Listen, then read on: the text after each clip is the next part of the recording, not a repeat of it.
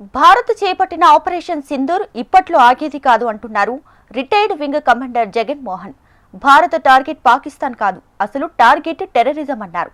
ఇండియాలో త్రివిధ దళాలు మాత్రమే కాదు, భారత్లో ప్రతి పౌరుడు సైన్యమే అంటున్న వింగ్ కమాండర్ జగన్ మోహన్ తో మా ప్రతినిధి అనురాధ ఫేస్ టు ఫేస్.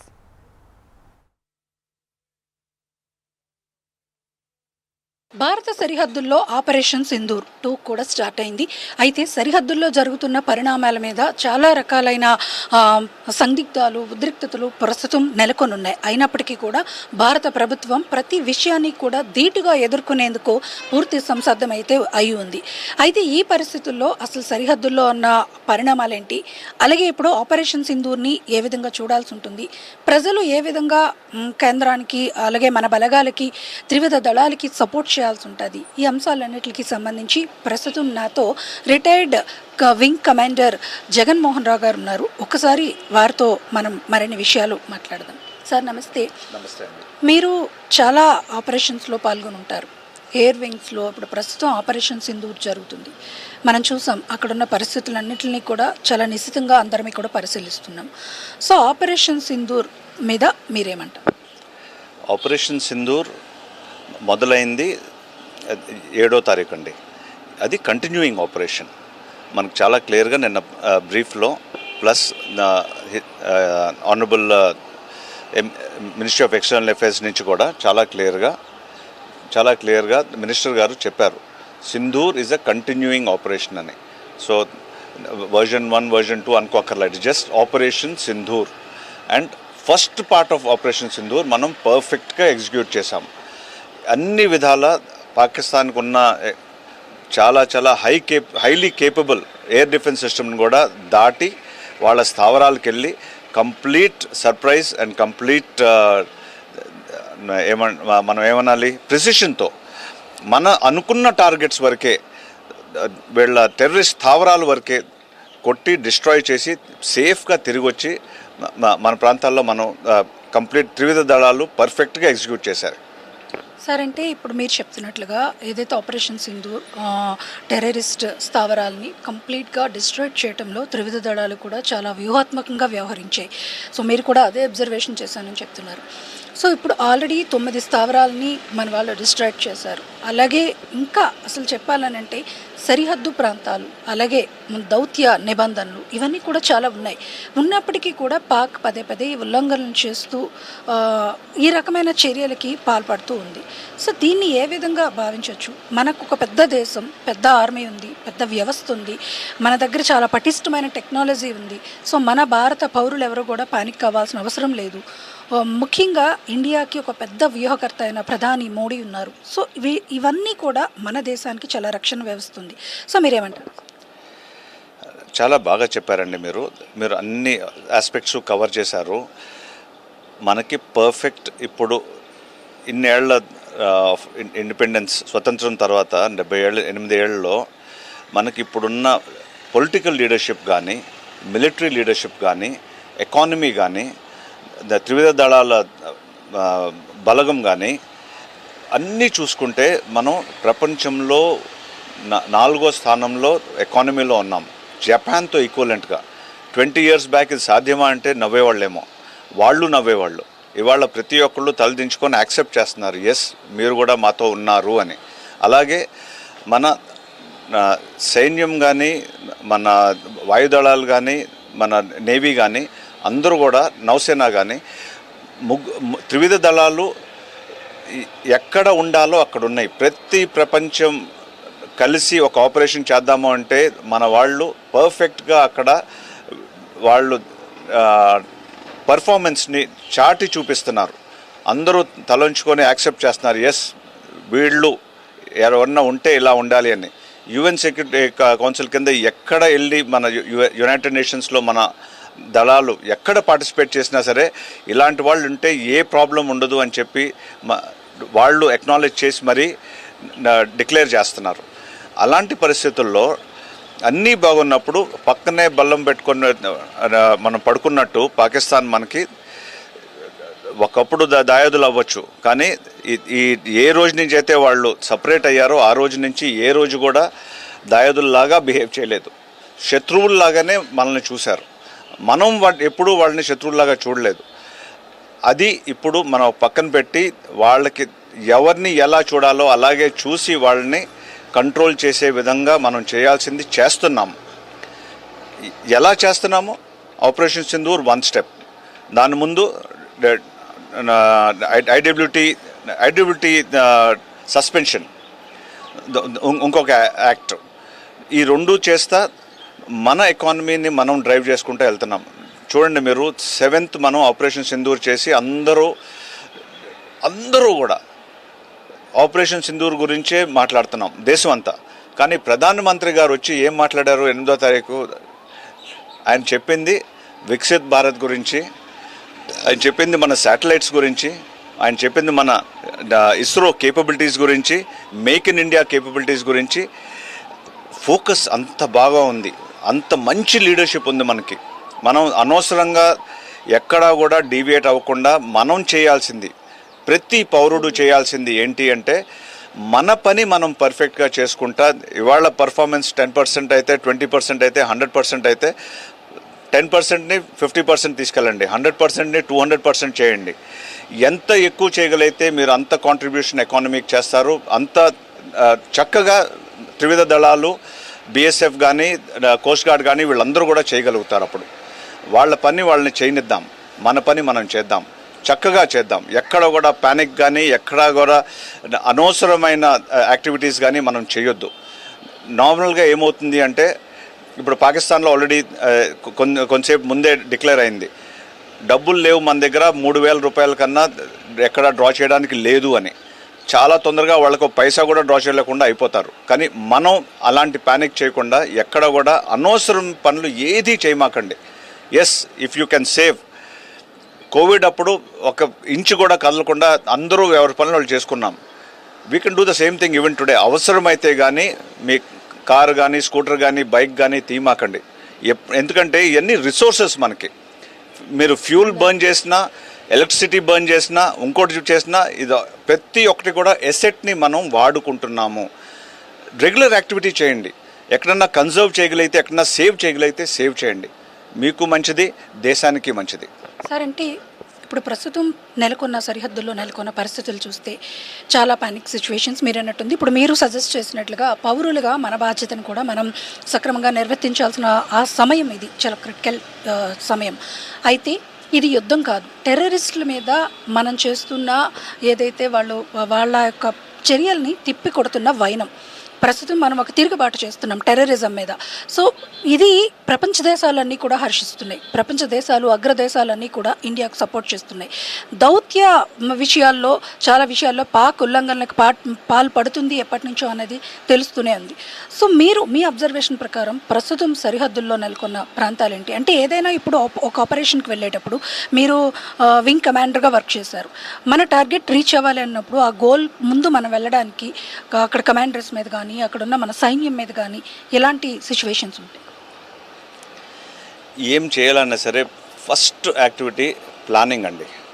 ప్లానింగ్లో ఏమేమి చూస్తామో, మనం ఎక్కడికి వెళ్ళాలి, ఏం చేయాలి అంటే టార్గెట్ ఏంటి, ఆ టార్గెట్ని డిస్ట్రాయ్ చేయాలంటే, టార్గెట్ని అదుపులో తీసుకోవాలి అంటే మన దగ్గర ఏముండాలి, ఆ ఆయుధాలు మన దగ్గర ఉన్నాయా లేదా, ఆయుధాలు ఉంటే పర్ఫెక్ట్గా పనిచేస్తున్నాయా లేదా, అది పర్ఫెక్ట్గా పనిచేస్తే మనం ఎలా యాక్టివేట్ చేసి వాళ్ళకి ఎంత మినిమం వార్నింగ్ ఇచ్చి వాళ్ళకి తెలియకుండా ఎంత జాగ్రత్తగా అక్కడ దాకా చేరి మనం చేయాల్సిన పని చేసి మనం తిరిగి రావాలి. ఇవన్నీ కూడా ప్లానింగ్ ఫేజ్లో ఉంటాయి. ఇవన్నీ చూసుకున్నాక వీయూ చూసుకునేటప్పుడు ఇంకోటి చాలా జాగ్రత్తగా చూడాల్సిందంటే వాళ్ళ దగ్గర ఏమున్నాయి, వాళ్ళ ఎయిర్ డిఫెన్స్ సిస్టమ్ ఏంటి, వాళ్ళ బలాలు ఏంటి, వాళ్ళ బలాన్ని మనం చూసుకొని వాళ్ళకన్నా శక్తివంతంగా, వాళ్ళకన్నా చక్కగా వాళ్ళు ప్రతి బలాన్ని వాళ్ళు ఢీగొట్టుకొని దాన్ని ఓవర్ పవర్ చేసి మన టార్గెట్స్ని అచీవ్ చేసుకొని తిరిగి రావాలి. ఇవన్నీ కూడా ఆటోమేటిక్గా చేస్తున్నారు కాబట్టే మనం ఇంత హర్షించగలుగుతున్నాం. చాలా ఈజీగా మనం 7th of May ఈ స్థావరాల మీద మనం దాడి చేశామని మాట్లాడుకోవచ్చు. అది చేయటానికి ఎంత ప్లానింగ్ అయి ఉంటుంది, దాని వెనకాల ఎంత కష్టపడ్డారు, దాని వెనకాల ఎంతమంది కష్టపడ్డారు అనేది మనం అంచనా వేయలేము అసలు. సార్ అంటే ఇప్పుడు మీరు చెప్తున్నట్లుగా ఏదైతే ఆపరేషన్ సింధూర్ అనేది ఇదొక కంటిన్యూ ప్రాసెస్, ఏదైతే టెర్రరిజంకి ఇదొక పెద్ద దాన్ని మట్టు పెట్టేదానికి ఒక పెద్ద అస్త్రంగా ప్రస్తుతం ఆపరేషన్ సింధూర్ని ప్రపంచాలన్నీ కూడా చూస్తున్నాయి, ప్రపంచం అంతా కూడా చూస్తుంది. సో ఇప్పుడు మనం వెళ్తున్న వే ఆఫ్ సిచ్యువేషన్ని ప్రపంచ దేశాలు సపోర్ట్ చేస్తున్నాయి. దౌత్య దేశాలన్నీ కూడా మేము ఖచ్చితంగా దీన్ని టెర్రరిజం అన్న మూలాల్ని తీసివేసే పరిస్థితి ఖచ్చితంగా రావాలి అని చెప్పి వాళ్ళందరూ కూడా సపోర్ట్ చేస్తున్నారు. అయితే దీంట్లో మనం చూసుకుంటే కనుక ఒక్క డైరెక్ట్ టెర్రరిజం ఉన్న స్థావరాలని కొట్టడం మాత్రమే కాదు, వాళ్ళ యొక్క ఇన్వెస్టర్స్ని, వాళ్ళ యొక్క మూలాల్ని, వాళ్ళ యొక్క సపోర్టర్స్ని వీటిలన్నింటినీ కూడా టర్మినేట్ చేయాల్సిన అవసరం ప్రస్తుతం ప్రపంచ దేశాల ముందు కనిపిస్తూ ఉంది. సో వీటిలన్నింటినీ మీరు కూడా అక్కడ స్వయంగా మీ ఆపరేషన్స్లో చూసుంటారు. సో ఏం చెప్పాలను? ప్రతి ఆపరేషన్లో ప్రతి సైనికుడు వాళ్ళకి ఎంతవరకు తెలియాలో అంతవరకే తెలుస్తుంది, ఎంతవరకు చేయాలో అంతవరకే చేస్తారు. దానికి బియాండ్ చేసిన వాళ్ళందరూ మన హీరోస్ అండి. ఇప్పుడు ప్రతి స్టేజ్లో మనకి పాకిస్తాన్ అనేది ప్రాబ్లంగానే ఉంది. ఏ రోజు కూడా వాళ్ళు మనల్ని మన ఫ్రెండ్లీ కంట్రీగా ఎప్పుడూ చూడలేదు, మనల్ని ఎప్పుడూ ఎనిమీగానే చూశారు. ఆ పరిణామంలో మనం ఈ లాస్ట్ 78 years చూసుకుంటే మనకి 48లో వార్ అయింది, 65లో వార్ అయింది, 71లో వార్ అయింది, 99లో కార్గిల్ అయింది. దాని తర్వాత కంటిన్యూస్ 89 నుంచి ఇప్పటిదాకా 35 ఏళ్ళు కంటిన్యూస్ టెర్రరిస్ట్ యాక్టివిటీస్ అయినాయి. ఎంతమంది సోల్జర్స్ని మనం కోల్పోయామో, ఎంతమంది చనిపోయారో, ఎంతమంది ఇంజర్ అయ్యి వాళ్ళ బతుకు తెరువు పోగొట్టుకున్నారో అవన్నీ చూసుకుంటే అసలు మనసు కరిగిపోతుంది. మన దేశానికి అంత అవగాహన ఉండదు. ఏ కారణం వల్లనో మిలిటరీ వాళ్ళంటే వాళ్ళు ఏదో ఎంజాయ్ చేస్తున్నారు అన్నట్టు ఉంటారు. అలా కాకుండా అర్థం చేసుకోండి, ఇప్పుడు మనం 26 సివిలియన్స్ని వాళ్ళు చంపారు, వాళ్ళ ఆడబడుచులో సింధూరాలు పోయినాయి అని చెప్పి మనం యాక్షన్ తీసుకుంటున్నాం. అలాగే ఎన్ని పోయినాయి ఆల్రెడీ ఒక్కసారి మీరు ఏ గూగుల్కి వెళ్ళి చూసినా సరే మీకు తెలుస్తుంది ఎంత లార్జ్ నెంబర్సో, ఎంత సాడ్ నెంబర్సో. అలాంటి వాళ్ళు ఇప్పుడు అయినా సరే, ఎంత పోయినా సరే ఇప్పుడు మళ్ళీ పరిస్థితి వచ్చిందని చెప్పి ప్రతి ఒక్కళ్ళు కంకణం కట్టుకొని రెడీగా ఉన్నారు. Even if it is war we will do the entire thing to the extent that is best of our ability అని మనం అందరం కూడా దాన్ని సపోర్ట్ చేసి మనం చేయగలిగింది, మనం చేయాల్సింది చేద్దాం. సార్ అంటే బాలకోట్ ఇష్యూ తర్వాత జరుగుతున్న పరిణామాలన్నింటినీ కూడా మీరు అనాలిసిస్ చేస్తున్నారు. సో ఏంటి సార్ ఇప్పుడు ప్రజెంట్ మనం ఒక టార్గెట్స్ని ఆల్రెడీ రీచ్ అయ్యాం, ఇప్పుడున్న పరిస్థితుల్లో మనం వాటిలన్నింటినీ రీచ్ అయ్యాం అని అనుకోవచ్చా? బాలకోట్ తర్వాత ఏంటి సార్? లేదండి, బాలాకోట్ కూడా ఒక్క టార్గెట్ని కొట్టాం మనం. ఏంటి క్లియర్గా డెమాన్స్ట్రేట్ చేయడానికి, మేము అవసరమైతే లోపలికి వచ్చి మిమ్మల్ని కొట్టగలము, కొడతాము, ఎప్పటిలాగా బాత్ కరేంగే, మీరు డోజియర్ ఇవ్వండి మేము డోజియర్ తీసుకుంటాము. పఠాన్కోట్లో వాళ్ళు వచ్చి మన బేస్ని చూడటం ఏంటండి? But we let it happen in the best interest of the country. War లేకుండా వీళ్ళు ఆపుతారేమో అని. బాలాకోట్లో మటుకు క్లియర్ డెమాన్స్ట్రేషన్ చేశాం. బాలాకోట్ ఒక్కటి చేశాం, ఈసారి 9 స్థావరాలు కొట్టాం. ప్రెస్ బ్రీఫ్లో మీరు జాగ్రత్తగా వినుంటే 21 స్థావరాలు ఆల్రెడీ మనం డాక్యుమెంట్ చేసి ఉన్నాయి. ఆ 21లో ఆల్రెడీ 12 మిగిలి ఉన్నాయి. ఆ 12ని పాకిస్తాన్ యాక్షన్ తీసుకోవాలి. కానీ మనం చూసింది ఏంటి, ఈ 9 స్థావరాల్లో కొట్టిన టెర్రరిస్టులను కూడా వాళ్ళ ఫ్యూనరల్ ప్రొసెషన్లో ఆర్మీ పార్టిసిపేట్ చేసి వాళ్ళ కాఫిన్స్ మీద వాళ్ళ జాతీయ పతాకం వేశారు. అంటే వాళ్ళు టెర్రరిస్ట్కి ఎంత రెస్పెక్ట్ ఇస్తున్నారో you can imagine. It's like మన లోకల్ గుండా చనిపోతే మనం వెళ్ళి మన జాతీయ పతాకం వేస్తామా? But they are doing it ఓపెన్లీ, the world is seeing it. అంటే వాళ్ళందరూ ఒకటి అని మనం ఇవాళ కాకపోతే రేపన్న ఇవాళ వెంటనే మేల్కోవాలి. ఎప్పటిలాగా లేదు ఓన్లీ టెర్రరిస్ట్ వాళ్ళందరూ మంచోళ్ళు ఇలాంటి వైఖరి మన వైపు నుంచి మనం ఆపుకొని మనం రియలైజ్ అవ్వాలి, వాళ్ళందరూ ఒక్కటే. ఆ పర్టికులర్ డే ఆ పర్టికులర్ టెర్రరిస్ట్ చేస్తున్నాడంతే. టార్గెట్ ఇస్ వెరీ క్లియర్ అండి. మనం we have to eradicate that entire thought process, that entire system. Overnight అయ్యేది కాదు.